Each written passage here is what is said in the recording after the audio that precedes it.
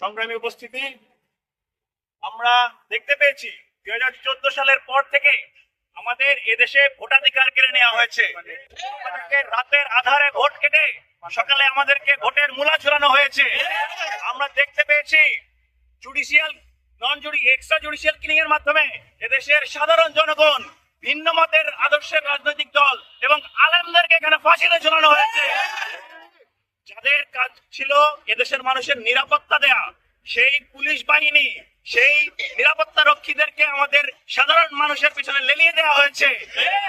এদেশে আপামর ছাত্র জনতা যখন 24-এর গণঅভ্যুত্থানে বিপ্লব এনেছে, আমরা দেখতে পেয়েছি আমরা একটি নতুন বাংলাদেশের স্বপ্ন দেখেছিলাম, কিন্তু আমরা সেই বাংলাদেশে আজকে কি দেখতে পাচ্ছি? আমরা দেখতে পাচ্ছি এদেশে আওয়ামী লীগকে, সেই ফ্যাসিস্টদেরকে পুনর্বাসন করার জন্য অনেকে উঠে পড়ে লেগেছে।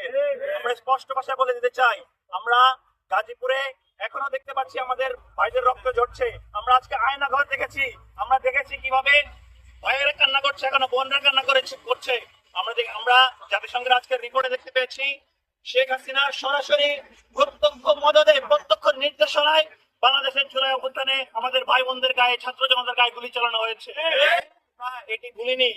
কেউ যদি মনে করে এদেশে আবার আওয়ামী লীগের রূপে অন্য কেউ ফিরে আসতে পারবে, আমরা এখনো মরি নাই। 2,000 ছাত্র জনতা মারা গিয়েছে, কিন্তু এখানে লাখ লাখ ছাত্র জনতা আমরা এখনো বেঁচে আছি। আমরা কোনোভাবেই তাদেরকে এই দেশে নতুন করে ফ্যাসিবাদ কায়েম করতে দেব না। সংগ্রামী উপস্থিতি, ইতিহাসে অনেক নজরানা আছে এরকম ফ্যাসিস্টদেরকে নিষিদ্ধ করার। আমরা এই ইন্টারিম সরকারকে হুঁশিয়ার করতে চাই, আপনারা যেই দায়িত্ব নিয়ে এসেছেন সেই দায়িত্ব পালন করুন। আপনারা আপনাদের অর্পিত দায়িত্ব যথাযথভাবে পালন করছেন না। আপনারা সেই ইতিহাসের নজরানা নিয়ে এদেশে আওয়ামী লীগকে নিষিদ্ধ করার মতো যে পদক্ষেপ গ্রহণ করা দরকার, আইনি যে কোনো ধারায় পদক্ষেপ গ্রহণ করা দরকার, আপনারা সেই পদক্ষেপ গ্রহণ করুন।